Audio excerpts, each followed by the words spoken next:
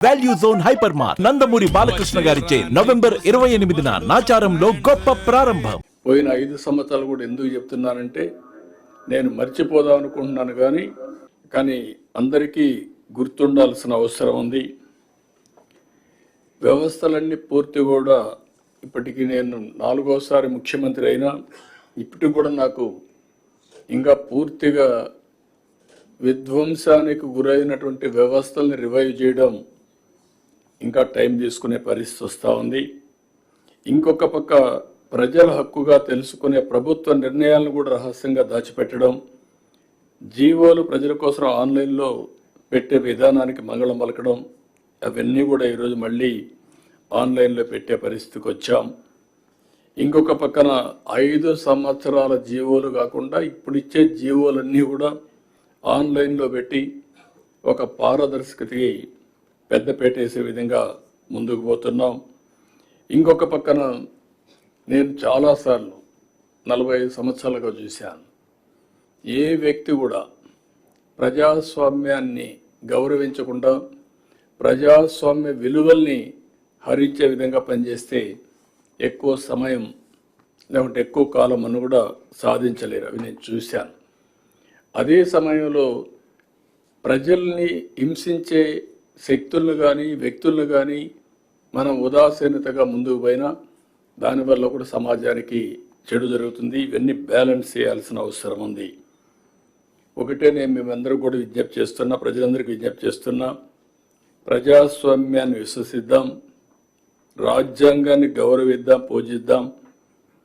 ఏ విధైతే ఎవ్వరు కూడా అహంకారంగా మనము లేకుండా అంబేద్కర్ గారు ఆ రోజు ఏదైతే చెప్పారో అలాంటి స్ఫూర్తిని గుర్తుపెట్టుకో ముందుకు పోవాల్సిన అవసరం ఉంది. అదే సమయంలో ఈరోజు ఏదైతే రాజ్యాంగంలో మనకి ఇచ్చినటువంటి హక్కుల్ని ఎక్కడికక్కడ మరొక్కసారి ప్రతి ఒక్కరు కూడా నెమరు వేసుకోవడమే కాకుండా మీకు తెలిసినంత వరకు దీన్ని పాటిస్తూ 10 మందిని పాటించే విధంగా చైతన్యవంతులు చేయడం కూడా చాలా అవసరం. ఒక్కొక్కసారి తెలుసో తెలియకుండా బాధ్యత కూడా మిస్ అవుతూ ఉంటాం. కానీ రిమైండర్ అనేది కూడా, అందుకనే మీరు చూస్తే నేను రిలీజియన్ కూడా ఎందుకు తీసుకొచ్చానంటే రిలీజియన్ అనేది ఒక నమ్మకం, రాజ్యాంగం అనేది యథార్థం. రాజ్యాంగంలో చేసే పనులు హక్కు వస్తుంది.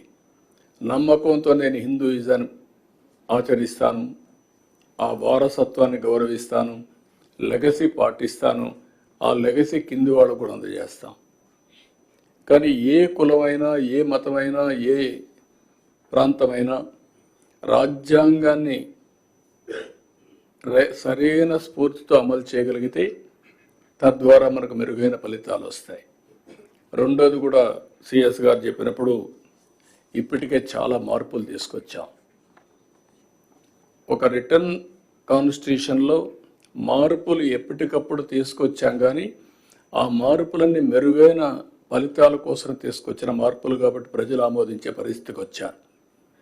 ఆ ఫలితాలు కానీ దుర్వినియోగం చేసే ఫలితాలు తీసుకొచ్చే సాహసం చేసుంటే మళ్ళీ ఓటు హక్కు ద్వారా వాళ్ళని ఎక్కడికక్కడ నియంత్రణ చేసేవాళ్ళు. ఆ విషయం కూడా మనం గుర్తుపెట్టుకోవాల్సిన అవసరం ఉంది. అందుకనే ఈరోజు మనం సమావేశానికి ఉండే మనందరం కొన్ని విజన్ 2047 తయారు చేశాం. ఎగ్జాక్ట్గా 100 years స్వాతంత్రం వచ్చిన రోజు అది.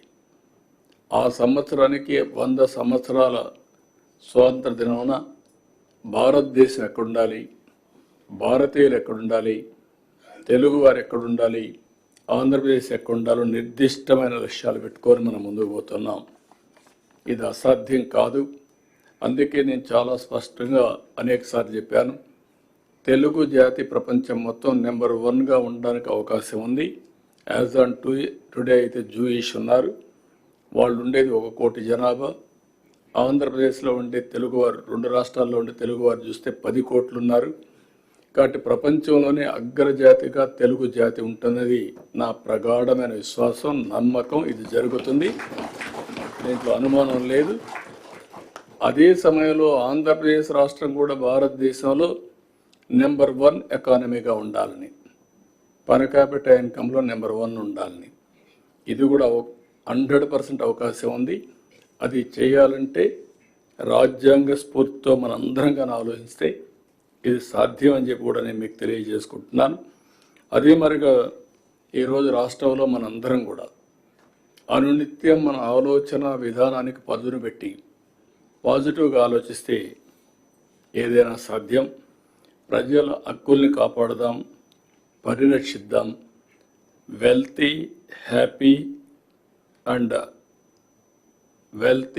హెల్తీ హ్యాపీ రాష్ట్రంగా ఆంధ్రప్రదేశ్ని తీర్చిదిద్దాం. అది ఒక వెల్త్ ఉంటే చాలదు, ఆరోగ్యంగా ఉండాలి. ఆరోగ్యం ఉంటేనే చాలదు, ఆనందంగా ఉండాలి.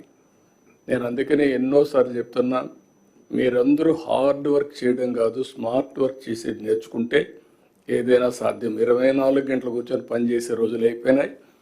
ఎంత స్మార్ట్గా పనిచేస్తారో మీరందరూ ఆలోచించుకోవాల్సిన అవసరం ఉంది. అందుకే ఒకప్పుడు రాత్రి 12-11 వరకు మీ దగ్గర పని చేయించేవాడిని. ఇప్పుడు 6 గంటల తర్వాత మీటింగ్లు వీలైనంత వరకు అవాయిడ్ చేస్తున్నా. అది ఇంకా పాటిస్తా.